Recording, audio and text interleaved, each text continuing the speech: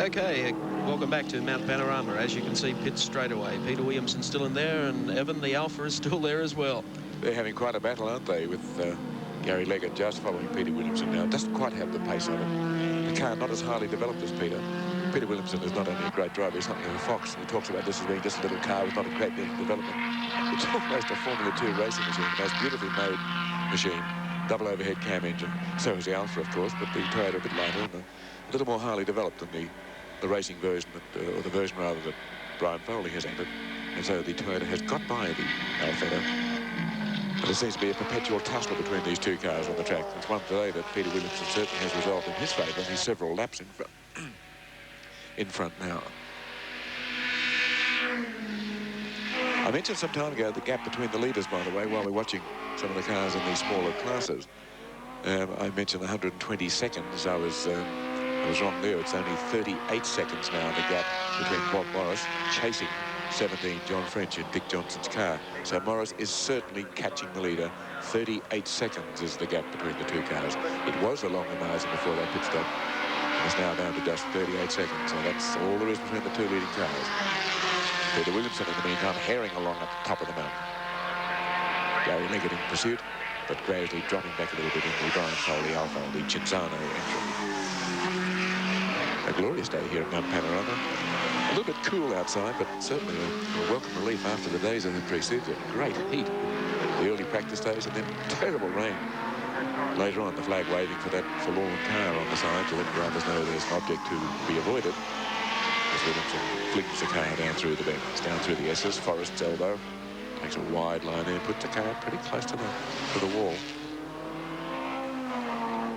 Driving without fourth gear, has a 5-speed gearbox, so he goes straight from third to fifth. He'll be in third at the moment. He'll get it up the hill before he changes. Peter was worried before the race that he didn't have enough pace up the hill and was toying with fitting a lower differential, which I think he probably has done, which will give him more acceleration up the hill, but takes him to almost suicidal revs down the mountain. He's doing 8,200 revs down through here and maintains that for something like 20 seconds or so. Now, the racing engine on which this is based will go to 9,200, so I reckon the bottom's okay, but of course he doesn't have the 16-valve head, which means he's got lighter valves which can bounce up and down more rapidly than the 2 valves per head that he runs with the closer to standard motor that he's operating with the Japanese twin-cam engine. Taking the widest possible line he can to get out into position where he get the fastest line through the corner. Now sweeping around as they climb up Mountain Straight. One of the very critical corners, that, because if you don't come out fast, you don't go up the hill fast, and then you've dropped 10 seconds or so on your lap time, and he can't afford that. Peter Williamson, the view through the whole array of tents and caravans which make up the supporters for the race, the various teams, support crews, the trade houses who are camped here in the middle of the circuit, up Mountain Straight, up and over the dips towards XL Curve. When we get a chance in a few moments, we might take a look at the IBM call-up for the top 10, see how our top 10 drivers are running and exactly how many laps completed. That's IBM service for you. Car 17, the Johnson French car on 117 laps and only 38 seconds behind the Morris Fitzpatrick car. So 2 Fords up front. Moffat and Bell a lap behind in third place in the Mazda RX-7. Derek Bell driving at the moment. Gary Rogers, Clive Benson-Brown back into fourth place now since Clive took over. As we were saying earlier, doesn't quite have the experience of Bathurst as Gary Rogers, and so the car has dropped back a little bit. And it'll be a big effort as far as Gary Rogers to try and haul back a little bit of time afterwards. Alan Brown from Victoria in the Recar car, and the Tasmanian driver, Tony Edmondson. They're up there in fifth place. Ahead of that's an extraordinary result, isn't it? You know, in sixth place, the Falcon of Joe Moore and Christine Gibson, running on second-hand tyres, and what they could beg, borrow, or steal, as she was saying, and they're there in sixth place, which just goes to show you to keep on going, just how well you can do it. And then the Masterton Stewart Capri, that's a good result also. A 6-cylinder car. They're running second in that class with the Mazda of Alan Moffat leading because the rotaries have been thrown in with the 6 cylinders.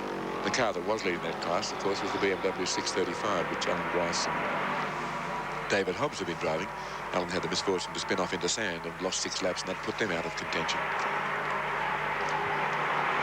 And there are the places on the IBM computer. Well, the BMW in 9th and 10th, the Bond Smith car. So that's our top 10 outright. Keeping in mind the laps continue, and so does the support. Don't forget there's the Wins Friction Proofing Award. That'll be presented later. The Motorola Communications Award we've already spoken about. Then, of course, there is the Unipart Rookie of the Year Award. There's 2,000 the driver finishing highest in the outright place. No sooner had we said how well Steve Marston was doing than we see him go into the back of the pits. So that's bad luck for him. So the Marston Capri in trouble. Joe Christine could be well and truly on her way to being the woman to score the highest place finished ever recorded at Bathurst by a woman driver. She's at the wheel now. Christine Gibson taking the Green Falcon out onto the track. And just see her there at the end of your picture, right at the top. The car just looping around on the inside road, which takes the car onto the track here at Mount. You can see the stiff breeze blowing, which will make things rather hard, particularly for the smaller cars going up the straight, but makes them all pretty quick as they go down. There's Christine. Well, Bob Morris still doing well, still gaining ground on each lap with John French, who's out there subbing for Dick Johnson at the moment. They're still out in front and leading and totaling up some good money too in lap money, let me tell you. In fact, the number 17 Johnson French True Blue Prudential car has already collected $3,550 in lap money. The Bartlett's Forbes car, of course, $850. The Morris Fitzpatrick car, $850. And the Rogers Benson Brown car, $500. And of course, Peter Brock and Jim Richards, $100. But I think they're in the front running for the Wins Friction Proofing Award. Yes, when Jim Richards took over, particularly, they made extraordinarily quick time. He was the fastest out there on the track, trying to make up time, punishing the car very hard. But they were flying, and when the others were driving around in times of around 2 minutes 25, 2 minutes 26, Richards was doing 22s and 21s. There's Christine Gibson. Two young daughters at home. Would be terribly exciting to see Mum going so well. I think Chris could well and truly lay claim to being the finest woman racing driver Australia has produced. There'll be a number of other contenders, and some of them could claim to be on level footing with her, but none better. Christine Cole was her maiden name, and she really used to stir the crowds at Oran Park and other very demanding circuits by the spirited way she used to drive. Hasn't been racing for about 4 or 5 years. She retired when she had a family and kept out of cars for a while, but she's back in the race today. And strangely enough, her husband Fred Gibson, driving for the Nissan team, is in the smaller class. Here she is driving one of the big cars and running in 6th place outright. And husband Fred, who won this race way back in 1967, when Ford introduced their big V8s and virtually brought the V8 era to Bathurst. Fred won that year. And he's driving now a small car, and Christine, who used to drive small cars, is driving a big car, so things really have switched. John Goss, who had problems early in the piece and went back into the pits, came back out for a while, still trying to scout that. And Moffat, in the meantime, continues his purge towards the leaders. He's down a lap, of course, on the front running too, but he's in 3rd place overall. We'll take a break and return to the James Hardy 1000 live from Mount Panorama. Right. Track's blocked. We have an enormous traffic jam. We've had a horrendous crash at the top of the mountain. By the look of it, Bobby Morrison, number 7 is around sideways, 57 is there, one of the Recar team cars. We have an absolute blocked track at the top of the mountain. Damage at all. There's the view from Alan Grice's car. He's there, car 44. He's just stopped. He's not in damage, but there are a number of cars. Bob Morris's car is there. Bob Morris going so hard trying to get up the lead. In 2nd place, car 4, the Recar car, Alan Brown and Taddy Edmondson is involved. There's another one there, looks like 57, a little hard to pick from here. Welcome back to our telecast. During the break, we have had an accident on the top of the mountain. The race at this stage, as you can see, has stopped. Bob Morris, who was running 2nd in the race, is one of the drivers involved. We've had absolute drama here. The track is completely blocked. A replay of it for you. Oh, Christine Cole is involved. She was very early there. You can see Christine on the left. Bob Morris came along. He spun there, the car going backwards. Christine was involved first with another car. There are cars on the other side. Alan Brown, one car just coming in the back and slowing down. I think it might be David Selden on the far side as well. And the smaller car, maybe a Gemini across there. Let's have a look at that again in a little while if we can, Mike, just to try and pick up who got into stop. But Christine Cole, as she was, Christine Gibson now certainly involved. I think she's okay, though, kids at home who are watching this race, I know. But The track is blocked. Not all those cars are involved. The leading group, but there are about 5 cars caught up there. 57 is one of them. Now here's Christine. You can see there's flame from the back of a car. A flash there. There's a little bit of petrol or oil spills there. Christine's car spinning on the left. Bob Morris's car shoved through by the car behind.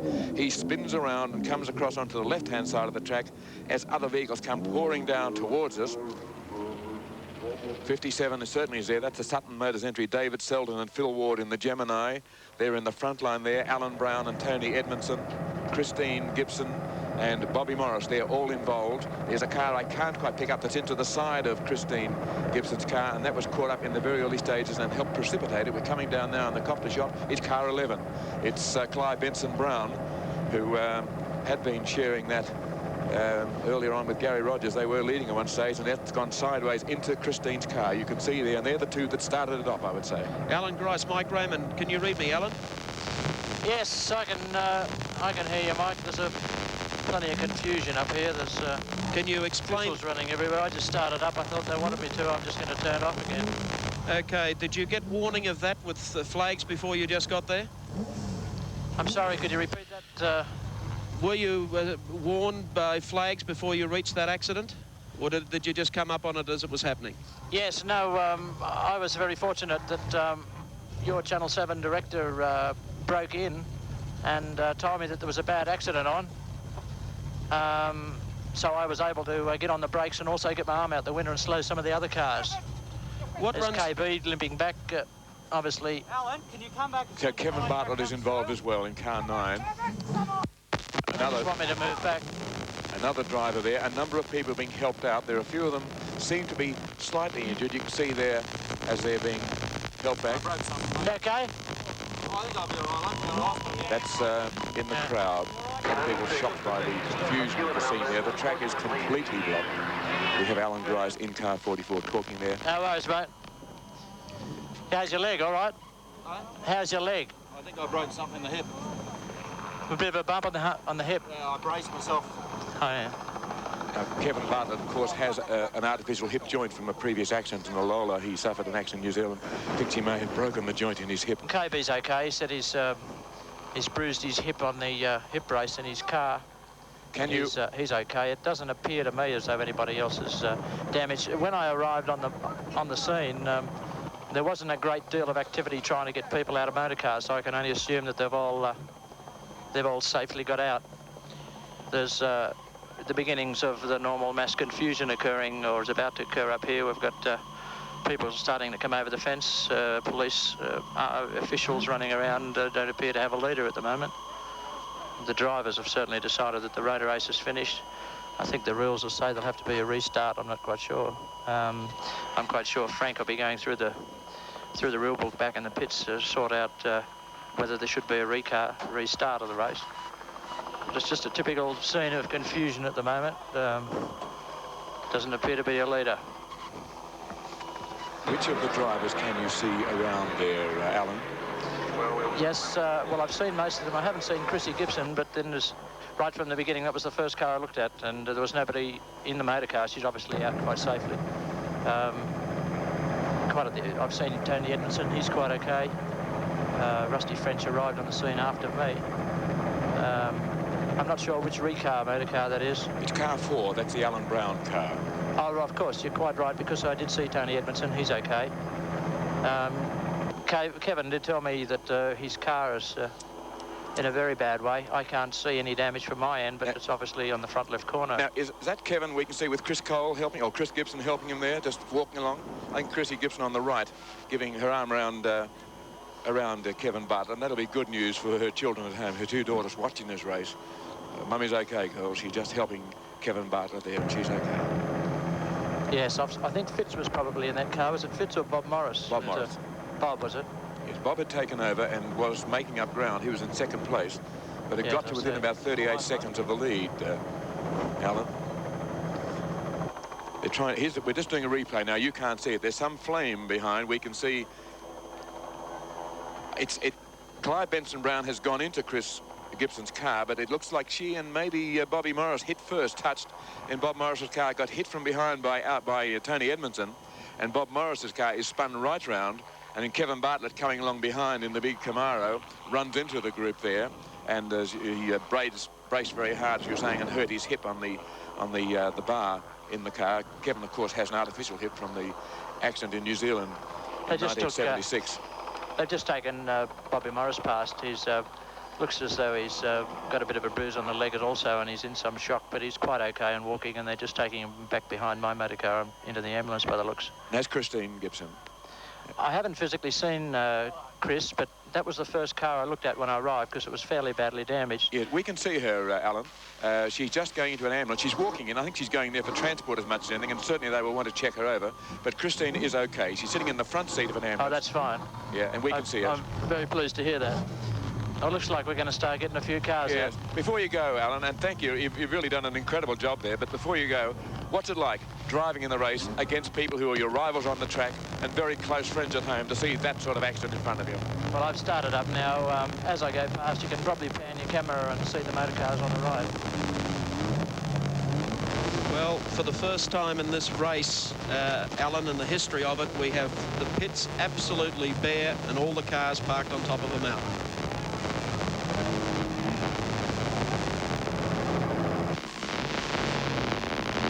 Here's Kevin Bartlett's Chevy Camaro, which was an early leader of the race, doing sensational times out of the race.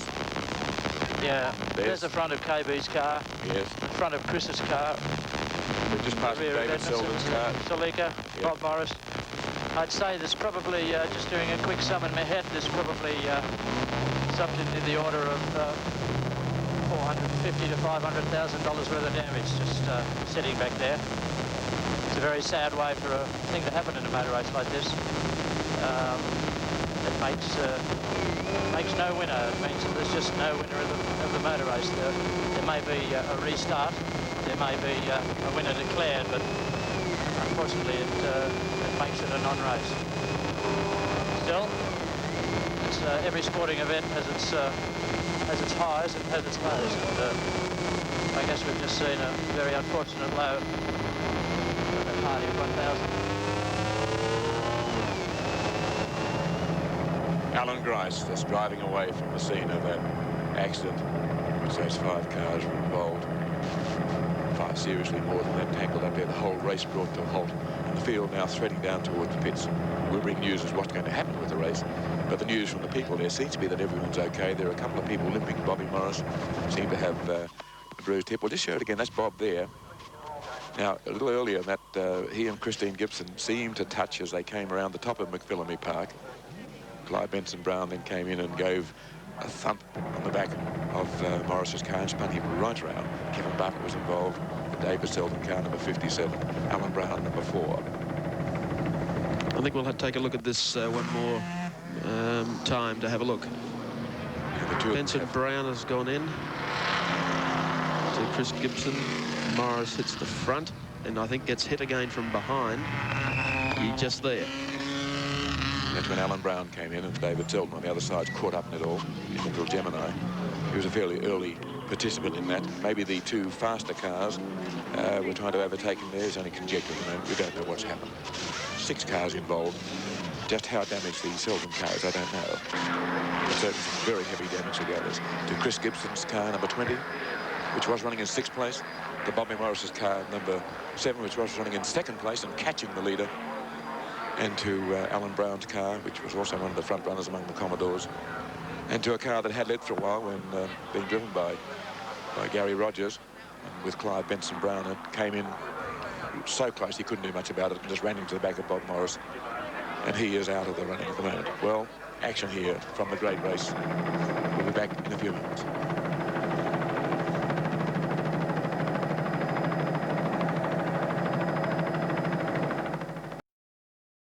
An accident when most of the field went in on the first lap. It was incredible, and the flag marshals were spontaneous. I came through the McPhillamy Park section and the circuit was literally blocked with crashed cars.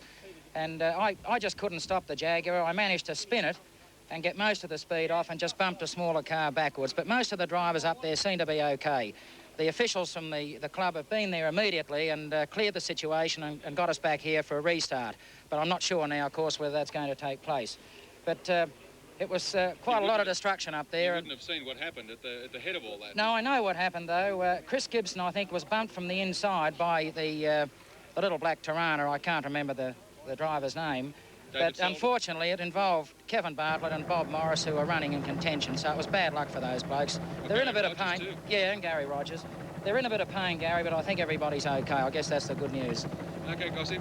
Thanks very much. That's John Goss, and he was right behind that horrendous crash when it occurred. A monumental pile-up, over 8 cars involved, completely blocking the circuit and calling a halt to the great race. Back to Mike Raymond.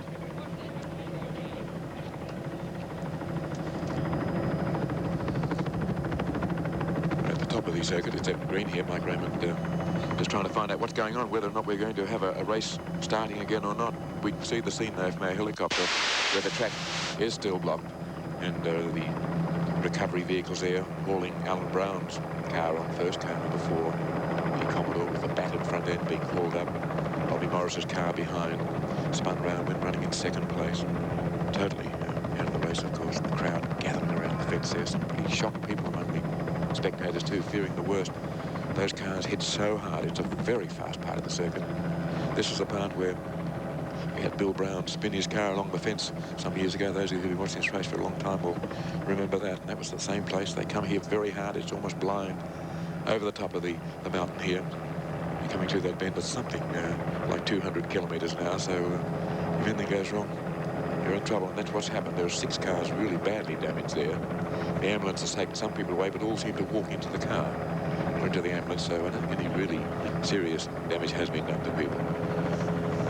OK, Evan, I think Peter Williamson is also up there amongst the wreckage at the top of the mountain. Or down the bottom. I think he may have returned by now. Peter Williamson, it's Mike Raymond. Are you ready, me?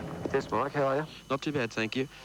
Well, what runs through the mind of a driver with all your concentration going on passing cars and you come around a corner and the track is blocked with wrecked cars? Well, at the risk of sounding dramatic, you seem to spend all week here racing, and you work yourself up into a sort of a state of motion to attack this thing over this long duration. Then when an immense accident like that happens, and I was sort of parked at the rear of the ambulance, and there are a couple of people hurt. Kevin Bartlett is carried to the back of the ambulance, and another person was placed on a stretcher and placed in the ambulance.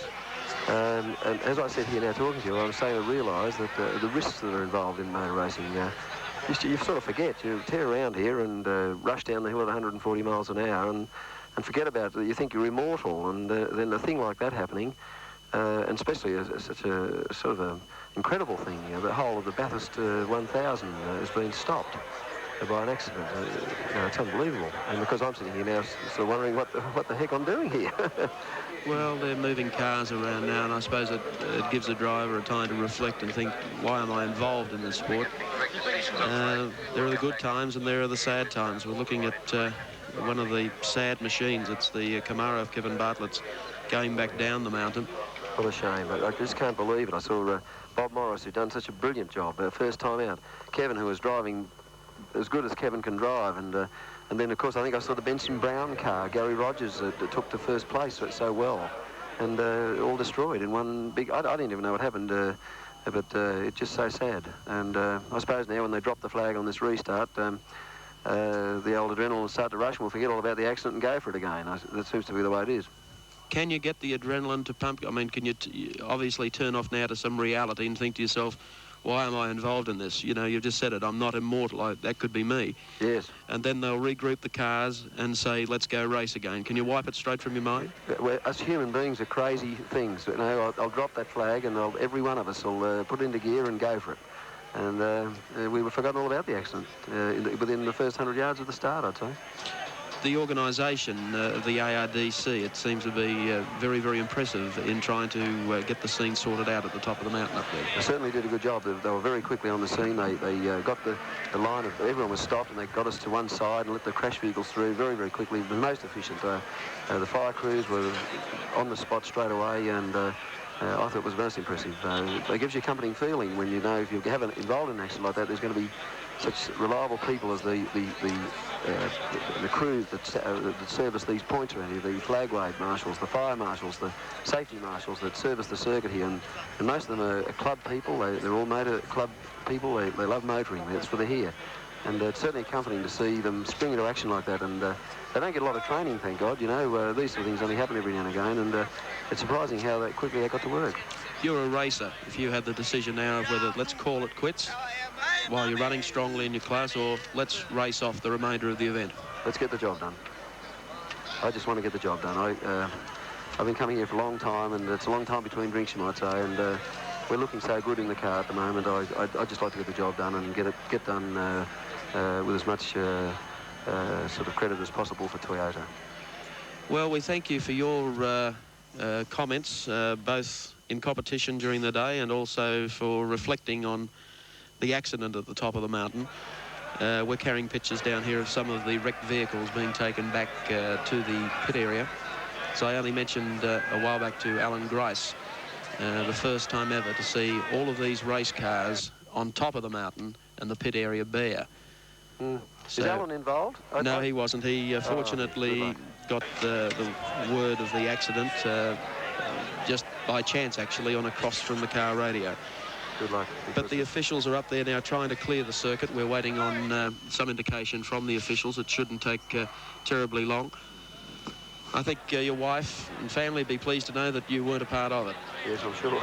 Peter Williamson, it's Evan Green here. Yes, a terrible part of the circuit to have the accident, because you come around there very fast, don't you? And pretty blind. I just, the thought crossed my mind when Mike asked me the question, what did I think after seeing such a thing?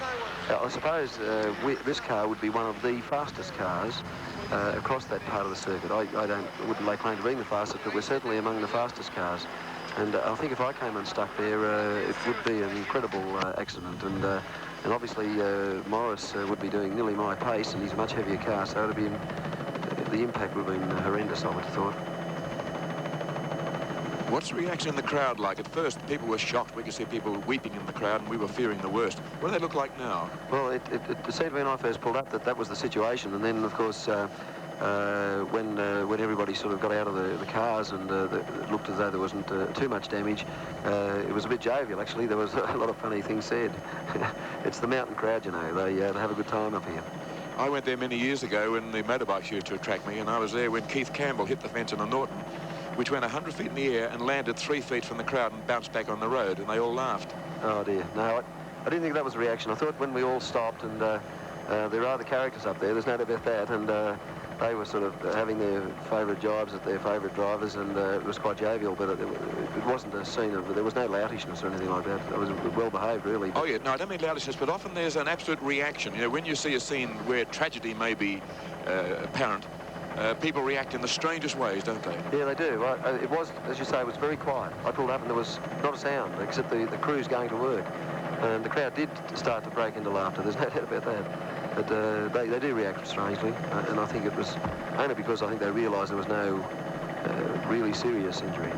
Now, what's the track going to be like when the race restarts? We've got a helicopter view at the moment. There's an enormous amount of foam on the track being swept off, plus broken glass, bits of fiberglass and oil.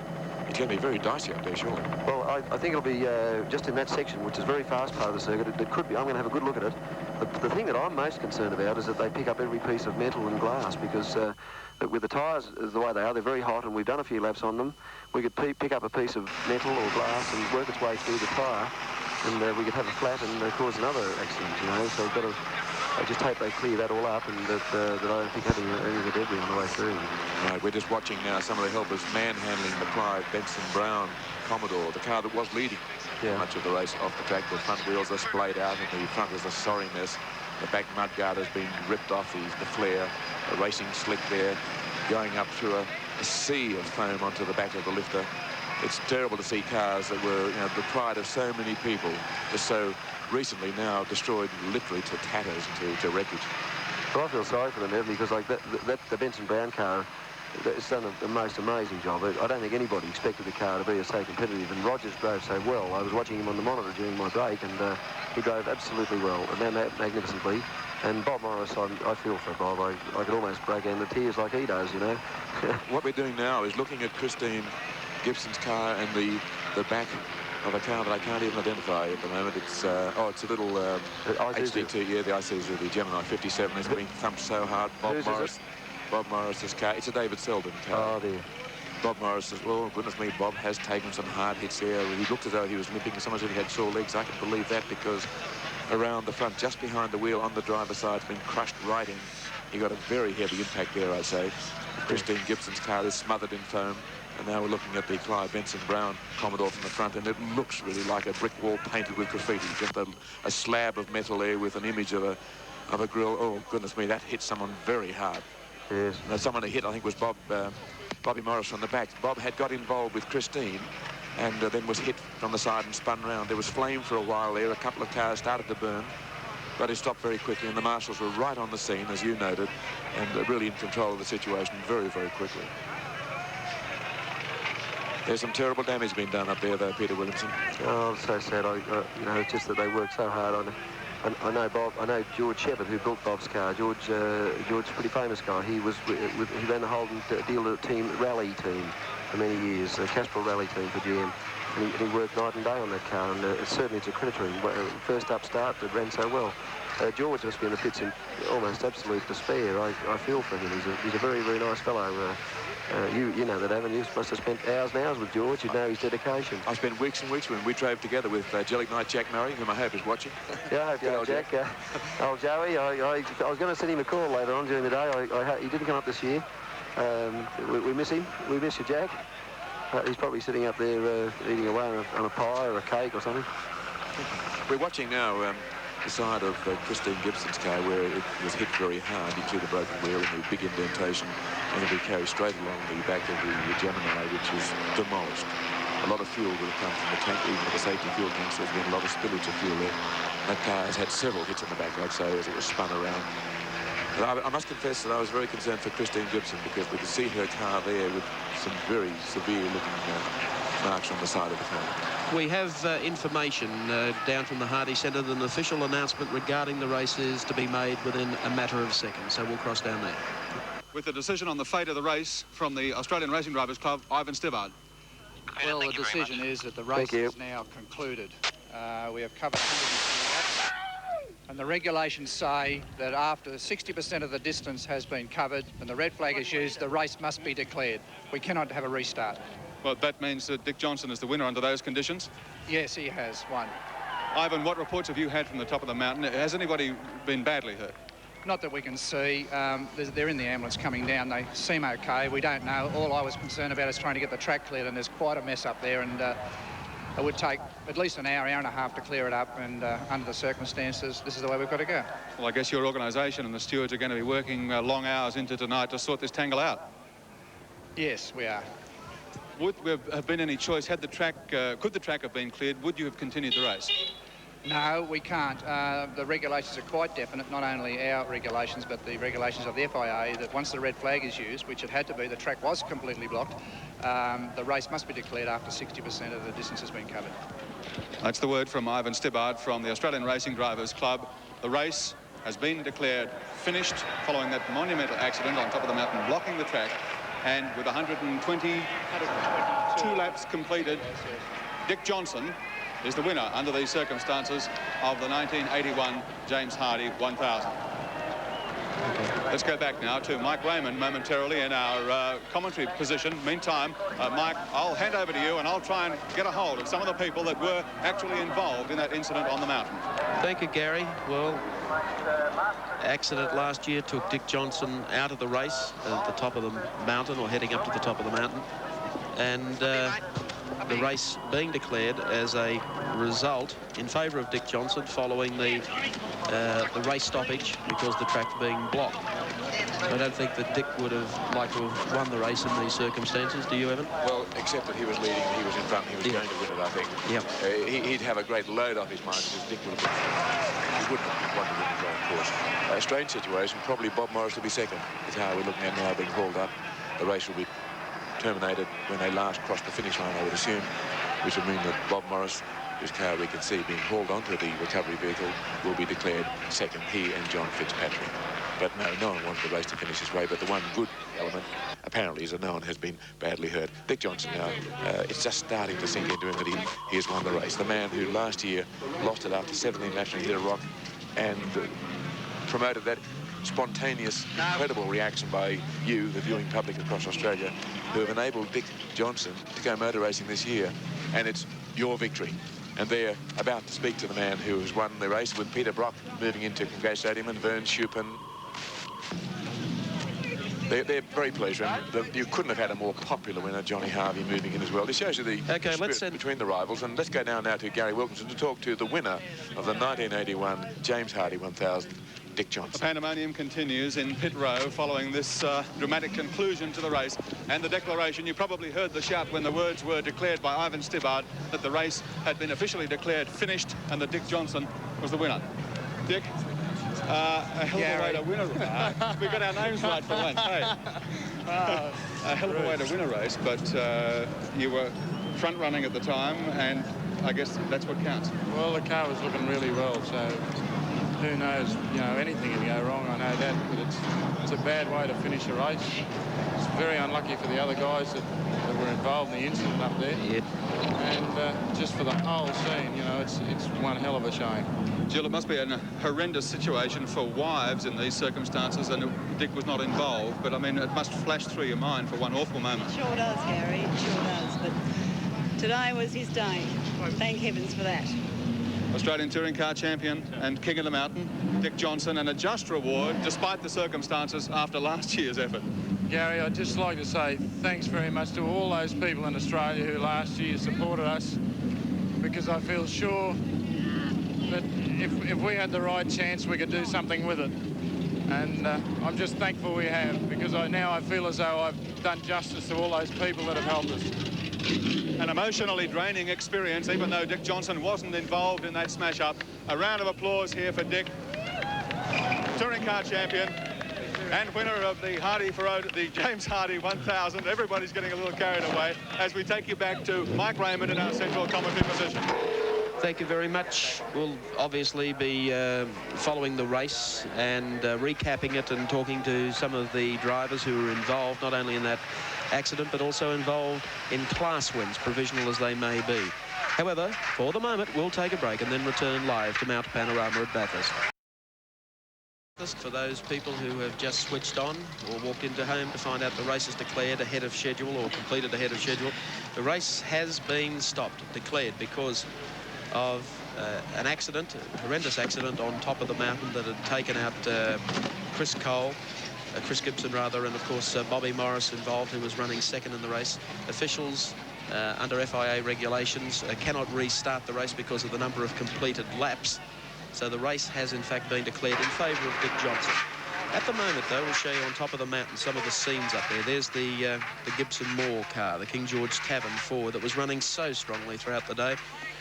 And if that car looks in a bad way, you can also consider that Bob Morris's car has already gone back to the pits. Well, there it is there, and it's even in worse condition.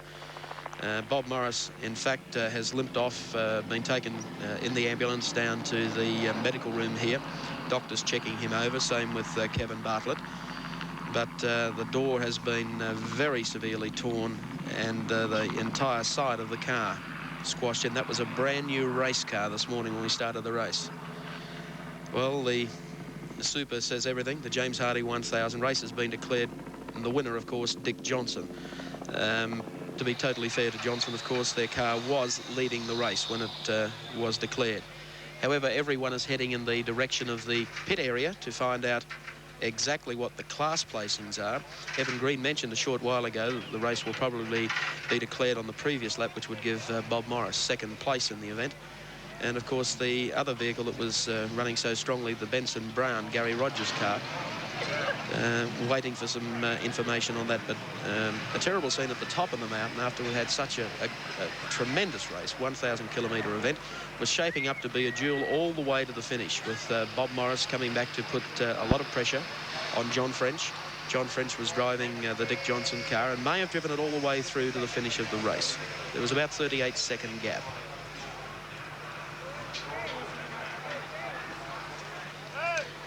Let's perhaps call up shortly the IBM computer printout of the top 10 positions as they were on that lap. And we'll take a look down how the cars were placed. We're still up on top of the mountain, taking a look at the car. That's the Gemini Isuzu number 57. That's already been brought down on the back of one of those quick lift cars. Okay, the completed number of laps of 121 was to see the Dick Johnson and John French combination in the Falcon number 17 in first place. The Channel 7 Falcon of Bob Morris and John Fitzpatrick in second. The amazing Mazda peripheral ported RX-7 number 43 of Alan Moffat and Derek Bell in third. The number 11 Commodore in fourth place, Gary Rogers and Clive Benson Brown. In fifth place, the Alan Brown, Tony Edmondson Commodore. In sixth place, the Moore Gibson entry that, of course, you've seen involved in that accident. In seventh place, the John Player BMW, Alan Grice and David Hobbs. In eighth place, the Capri, number 32 of Colin Bond and Don Smith. In ninth place, the Privateer Falcon of Gary Wilmington and Mike Griffin. In 10th place, the Falcon of English and Donnelly. And Peter Williamson up in 11th place overall in the Toyota Celica number 77. Well, that's the scene on top of the mountain as we flick through for you the placings back to 12. Williamson and Smith in 11th, and the Capri, Marston and Stewart in 12th place. In 13th, the Camaro of Kevin Bartlett involved in that accident on top of the mountain, and Bob Forbes. In 14th place, car number 29, Speedway driver Brian Callaghan and Peter McKay. 15th is the Falcon of veteran Victorian driver Murray Carter and New Zealand driver Graham Lawrence. In 16th, the Commodore number 26, the Taylor Kennedy Commodore. In 17th place, the Ford Capri number 39 of Nelson and Jones. In 18th, the Capri number 46, the Gates Craft car. 19th place, number 21, the Dixon Stevens Camaro. And in 20th place, the Alfetta number 50, the Leggett and McDonnell entry. Well, probably a disappointing finish to the race under these circumstances, as any motor racing enthusiast would say. People feel a little flat that they would like to see it go all the way through to the finish.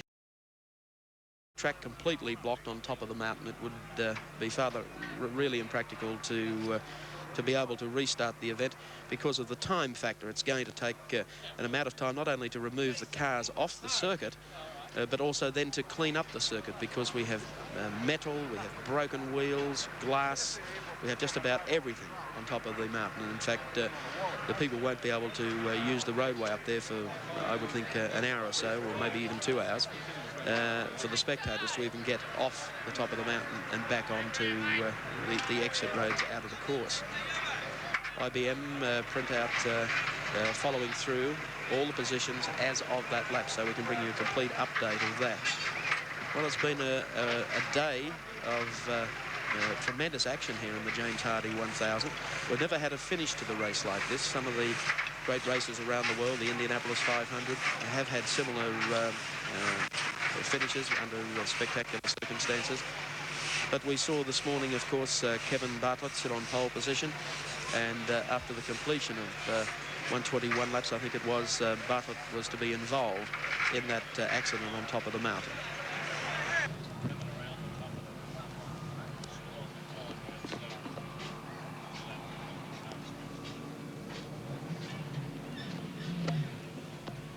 The printout continues of all of the vehicles as they finish. Many had their race done early in the day. Of course, Alan Jones and Warren Cullen, who teamed in the Advanced Australia Commodore, were up as high as 6th place. Alan Jones took over the car, had problems starting it and getting it out of the pits, but then only completed 1 lap. So Alan Jones will certainly remember the James Hardy 1000 for 1981. It was an early withdrawal after looking a chance in the event for perhaps not outright, but certainly for a finish in the top 10.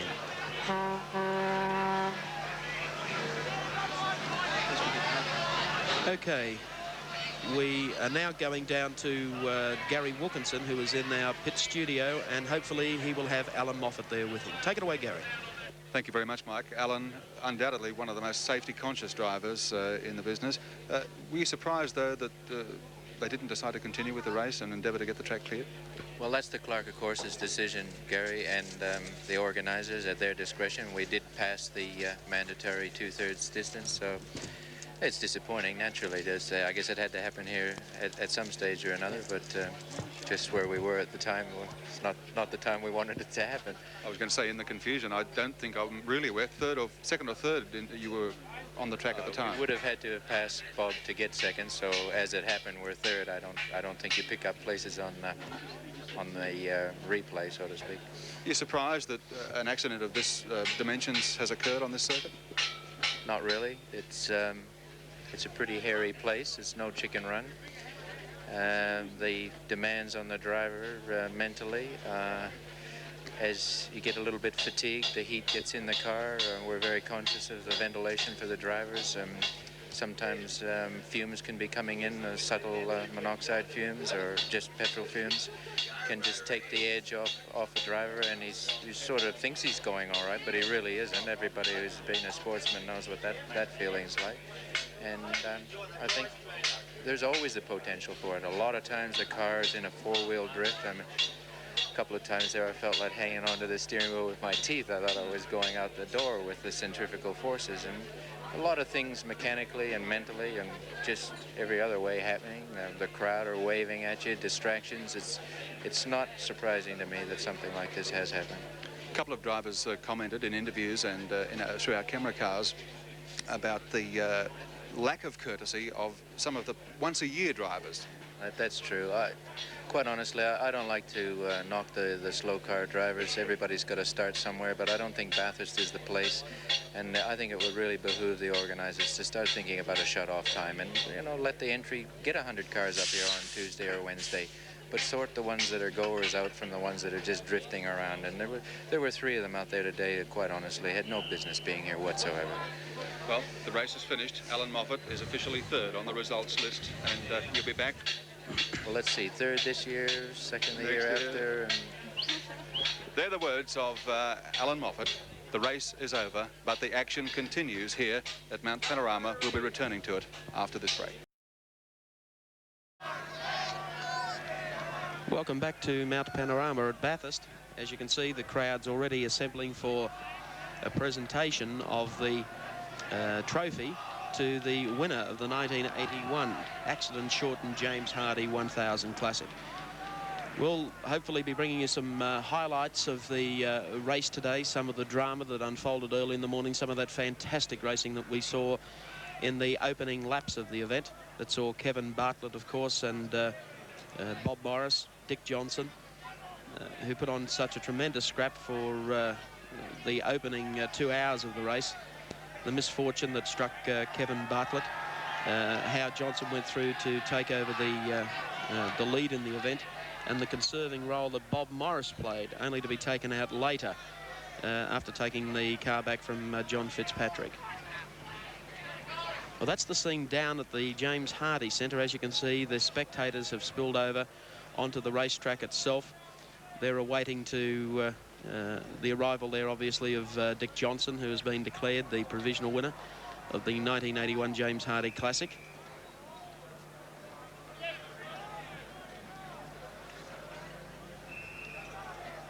Gary Wilkinson, meantime, has one of the team managers that we spoke to early in the day, Frank Gardner, in the pit area with him. So we might cross down shortly to Evan Green, but just prior to that, Gary Wilkinson with Frank Gardner.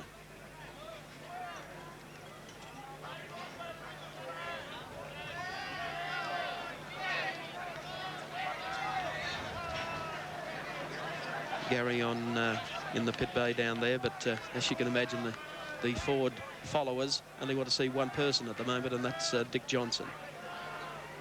Well, Johnson last year, of course, struck the rock going up the top of the mountain, and that put paid to his chances. So it's been really a 12-month wait for Johnson. He felt that he was a little unlucky last year, that in fact victory was robbed from his grasp while leading the race.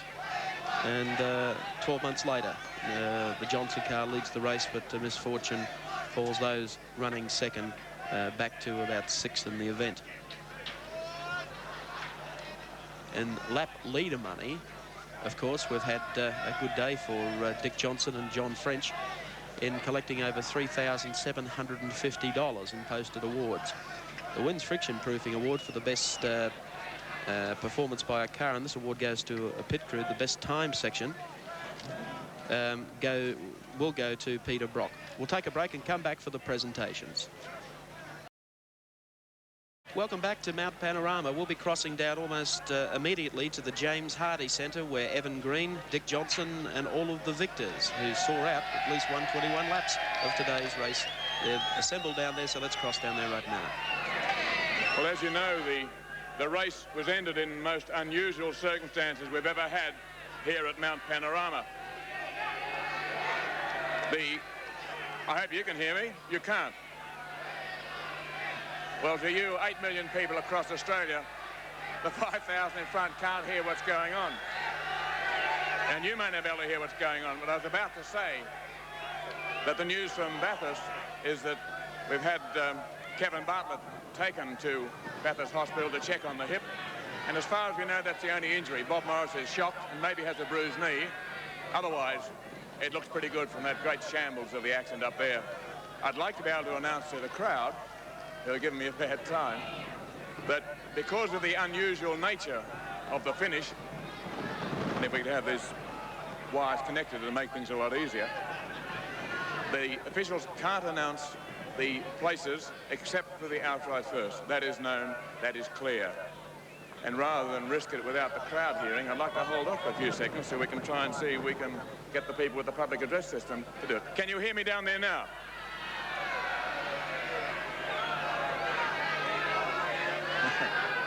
I could try speaking real loud.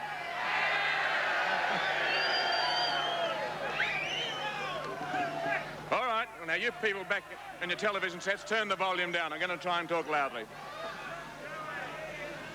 We'll try and get it fixed, but let me tell you this.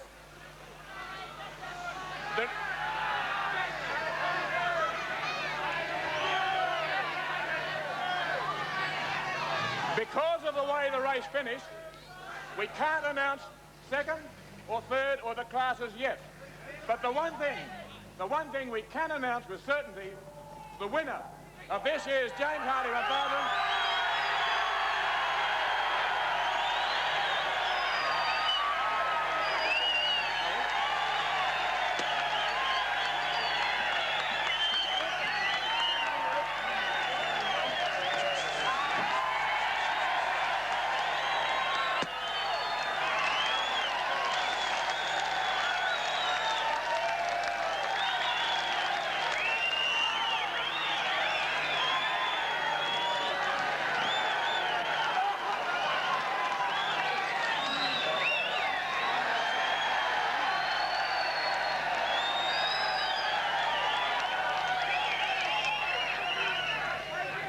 What you might call a popular win. I didn't even announce the names. I think you know that they're Dick Johnson and John French. And before we hear from them, let me call upon, to make the presentation, the chairman of James Hardy's Industries, Mr. John Reed, to make the presentation. Evan, ladies and gentlemen, this was a very strange and unusual day. And I'm sure that while Dick and John wouldn't have liked it to finish this way, there's no doubt that they were ahead, and they were certainly the winners on the day, and they deserved their win, the more particularly after the very unfortunate experience they had a year ago. It's been a great win, and congratulations to Dick and to John.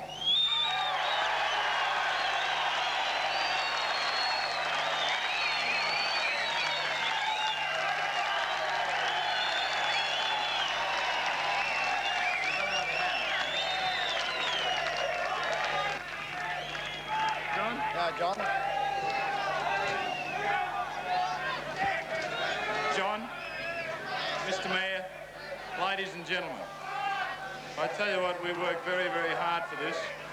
It's just a shame that it had to happen in such a way that it never got right to the very finish.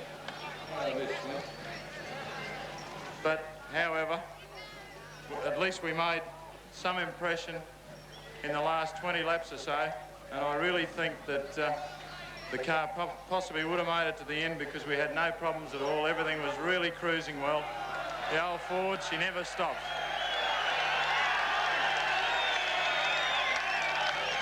To the people of Australia who supported us after last year, to those people, thank you very much indeed. Because without your support, we wouldn't have made it. And the people that really help us throughout the year, the people that help us, like Palmer Tube Mills, our sponsors, and also the people from Queensland, the Ford dealers from Queensland, because everyone in Queensland loves a Ford, and I'm sure that everyone in Australia loves a Ford. And also to Prudential Insurance, who came in at the 11th hour to help us out for Bathurst, along with our other sponsors of Motorcraft, who supply us with all our parts for this tremendous old blue car down here, which never stops. It's finished every race that it's run in so far this year, and I know damn well it would have finished this one. And also to Valvoline, who supply us with all the good oils, because their products are absolutely fabulous. We've had absolutely no problem with them at all. And to the Bank of Queensland and TAA, who fly us all around the place, have done a tremendous job, because we've just support them where they support us. And also to our friends from Roe Valley Wines, who have been so good to make us this tremendous port, which I'm sure you'll all love to own one, because they're very cheap, they're only $10. And also to the people in Queensland, like the guys that do all the machining on my engines and things like that, to Brian Schuster, to Ronnie Richards, to Ivan Ty, to all those guys that have helped us, thanks very much. And last but not least, my little old fat friend here, Frenchie. He does a tremendous job.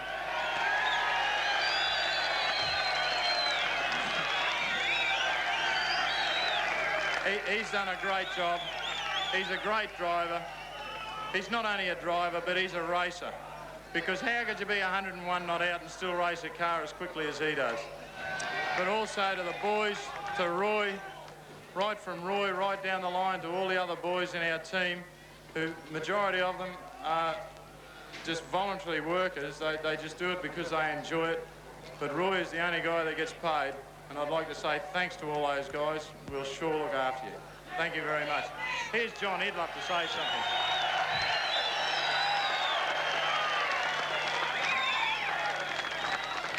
Thanks very much. Listen, we've got to forget, we've forgotten my wife.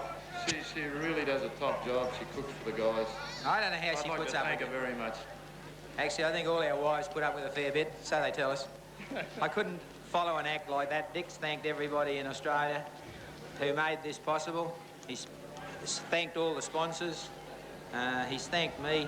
I've got a little bit of a rhyme that I wanted to put over the air to him when he was tootling around out there waiting for KB. I just said, come on, Dickie, go, go, go, be like Frenchie. Ho, ho, ho. But nobody let me do it. They reckon he was too serious. It's a pleasure to be here. I've been trying 55 years to be here. It's a shame that it happened this way, but at least when it did happen, we were in front and going away. Thanks very much. Now, I'm not going to let Dick or John away, but I do want to speak to someone that I know you want to hear from. Now, when that accident happened, the car running second was the Falcon number 7 with Bob Morris and John Fitzpatrick. Now, as you may know, Bob was taken down to hospital. I'm delighted to say he's now joined us here. He's in some pain, but here's Bob Morris.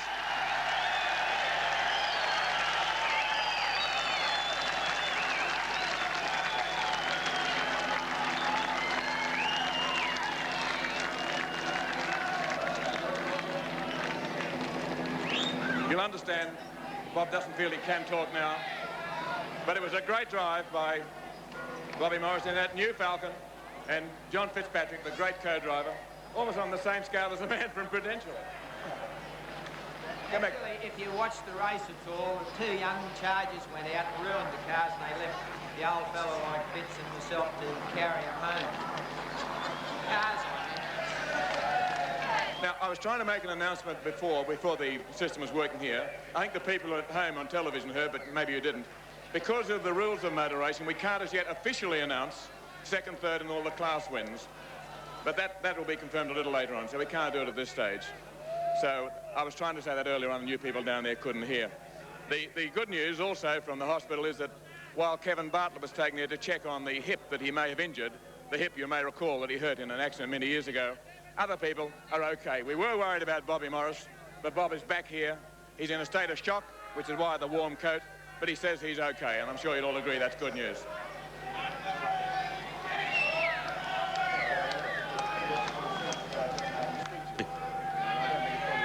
Well, there you see the scenes at the presentation area down below. We'll take a break and come back for more of a recap and interviews with the potential class winners.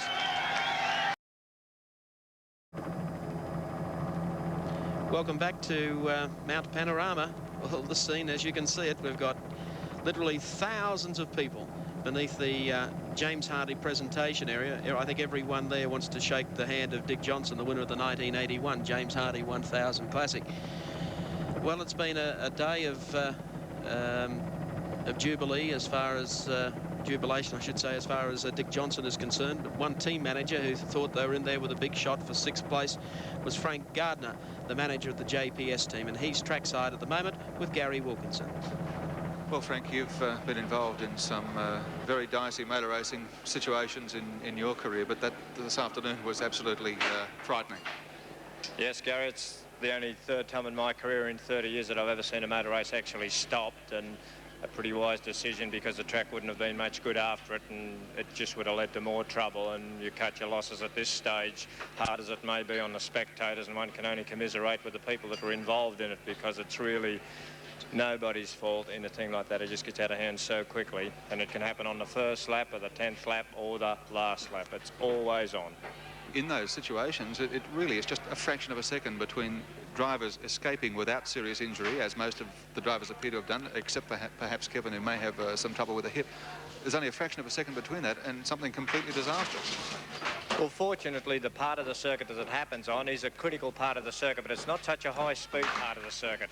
Any accident down the back straight at 160 mile an hour is a fatal one, but of course there, it usually adds up to car damage and body damage. Everybody appreciates the fact it is a dangerous section. There's no two ways about that, and it's driven on the limit. But on the limit is not such a speed that it's going to create a tragedy except on vehicles. It was an unfortunate situation for the JPS BMW, because despite a few little dramas with Alan and even with David Hobbs, you were in good shape. No, we'd seen ourselves in 3rd spot in the early part of the race. Then we'd slowly, we'd lost 12 laps, fell back to 26th place and worked our way back up to 6th place again by the time the accident came. And I suppose we looked like we'd inherit a few other places as time went on. But it's only fair that I suppose Gricey should visit the sand, because Johnny Smith, his co-driver last year, went in 2nd position, wound in the bunker, as they say in golf, and I think Gricey beat him in there by about 5 feet.